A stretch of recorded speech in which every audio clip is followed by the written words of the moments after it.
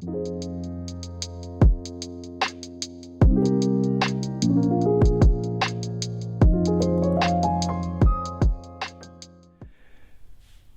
everybody, welcome back to The Pressing Matters. I'm Scott. Thank you for tuning in today and thank you for your support.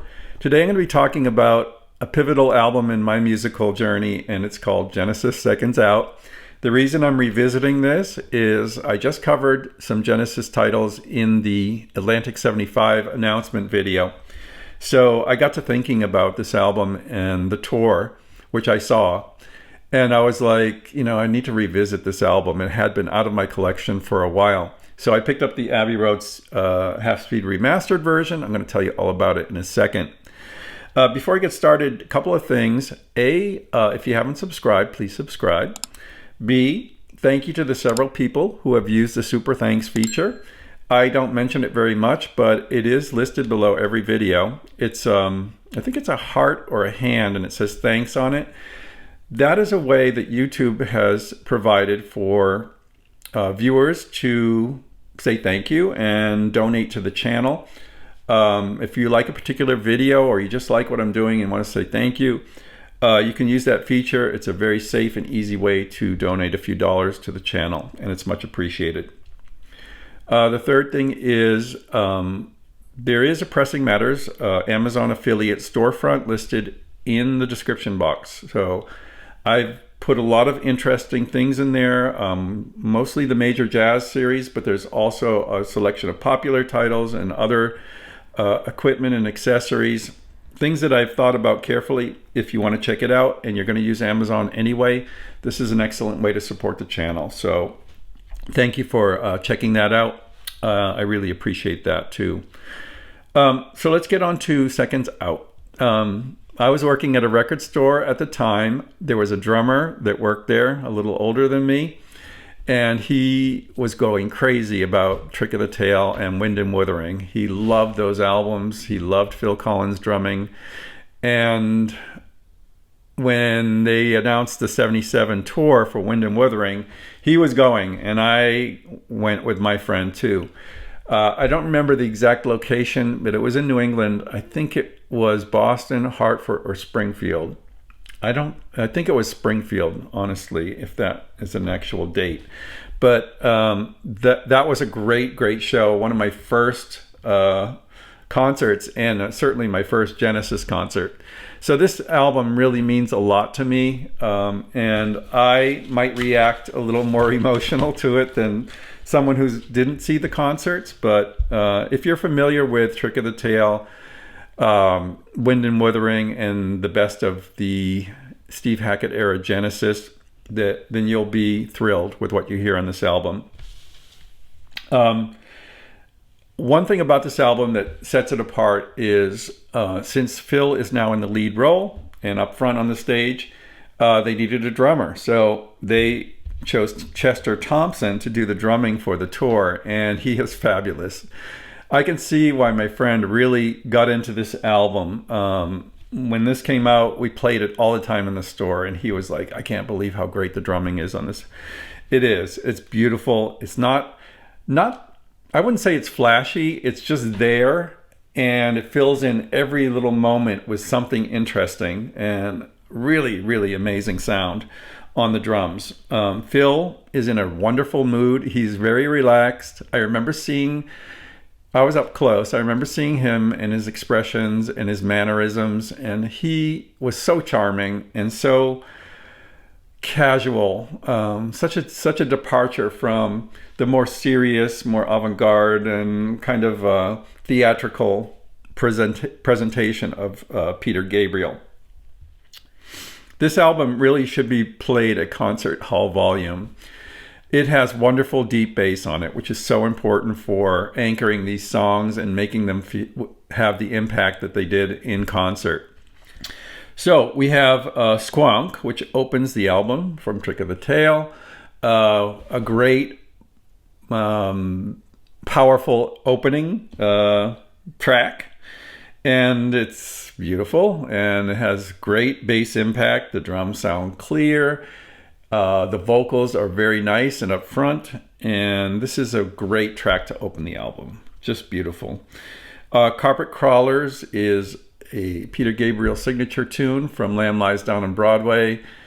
And it's mesmerizing on this version. Phil does a wonderful job with it. The sound has a wonderful texture and intimacy, and the track is a winner for sure. It's very, very effective. And it has wonderful dynamics that kind of pull back at the end, and it's very, very moving. Just a great version of that. The next track is Robbery, Assault, and Battery. Not my first choice from Trick of the Tail. I might have preferred something else, but he does a good job with it. Of course, it's his track, and he has a lot of chance to do some different types of voices on that. It's a good rendition of that. And it has a great climax too, with some wonderful drumming. Afterglow closes side one. So I know some people might have preferred something else from Wind and Wuthering. This album is a little short on tracks from Wind and Wuthering, but I got to tell you that Afterglow in concert was one of the most moving things I had ever heard. I, of course, knew it from the album, but hearing it in concert, I remember getting really, really choked up when I heard it, and it happened again when I heard it on this album. The last section where it really kind of becomes to an emotional climax is handled so well, and by the end of the side, I was like, had goosebumps all over me, and I was like brought back to that moment of intense beauty and emotional impact. Great track. Fifth of Firth opens the second side. Now, the album track has an extended piano intro, which is omitted on this version. And I was kind of put back by that, but, it makes up for it in impact throughout the rest of the track. It is great. It is great. The overall effect is wonderful. Steve Hackett's guitar solo is mesmerizing. The drumming is stunning, and the keyboards and guitar are just beautiful. This is a wonderful track. Has great bass impact at the end, and you just want to get up and cheer at the end. It's that moving. Wonderful track. That's followed by I Know What I Like. A poppier track from Selling England by the Pound. Gabriel has a number of interesting vocal mannerisms in this track, and Phil does his own in his way, and it comes off really well. It's not my favorite track on the album, but I prefer Gabriel's approach to it, but it was really good. At the end of that, on this album, there's the applause right after I Know What I Like. The audience really got into it. They were clapping along with it, and Phil must have been acting up on stage, because you can hear them laughing and stuff and kind of getting into that. But so they're applauding at the end of that, and all of a sudden you hear that piano trill from the beginning of The Lamb Lies Down on Broadway, and people go nuts. I kind of remember that excitement in my own concert experience. Hearing that was like, oh my God, they're going to do Lamb Lies Down on Broadway. And even though I prefer maybe Gabriel on it, this is great. And it's so fun to hear Phil do it in a little more relaxed way. That segues into the end of Musical Box. And again, the audience is like, applauding for the end of Lamb Lies Down on Broadway. And all of a sudden you hear like the synthesizers sort of swirl into the very ending section of Musical Box, where, the lyrics are, she's a lady, she's got time. Well, they go crazy. And that ends the side on such a high note. Oh my God. I was shaking at the end of it. It was like so beautiful. What a great track. It's a shame they didn't do the whole thing, but, you know, they did do the best section, so that's good. Okay, so that ends side 2. Side 3 is all devoted to Supper's Ready, and Phil does a great job with that.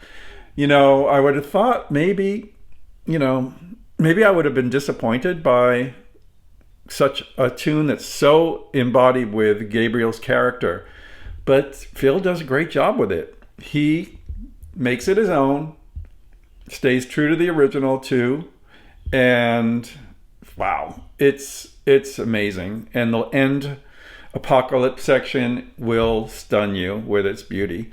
Great guitar solos, fabulous drumming throughout, wonderful impassioned vocals from Phil.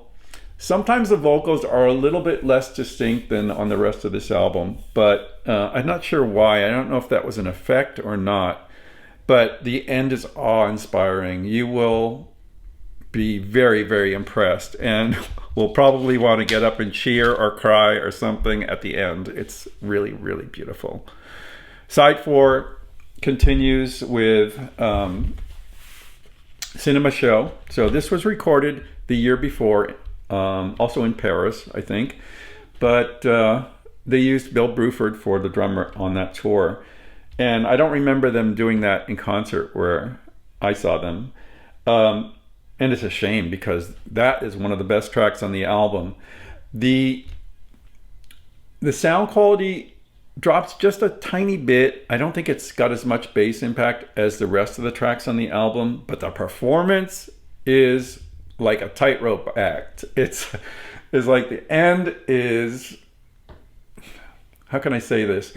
Genesis, a lot of their songs tend to have this emotionally charged build up and release. And this happens all over this album, but it happens on Cinema Show. It builds you up and then a mini climax, and then it kind of releases you, and then it builds up to another one, and you just can't think it can get any better, and it does. Like, boom.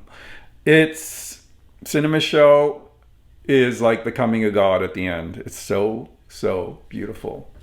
The Mellotron is used very effectively for like a choral effect, and you will you will be thrilled when you hear that. That goes into Dance on a Volcano, one of my favorites from Trick of the Tail. Beautiful, great job, great bass, thrilling dynamics, and it ends with a drum solo, a duel actually between Phil and Chester, and I remember that moment in the concert too. That will floor you as well. And then into Los Endos. So Los Endos is the last track on Trick of the Tail, and it brings back a couple of the themes from Squonk and from Dance on a Volcano. So everything comes back, and again, it's one of those things that is build up and release. And finally, the grand finale is like so majestic. It's,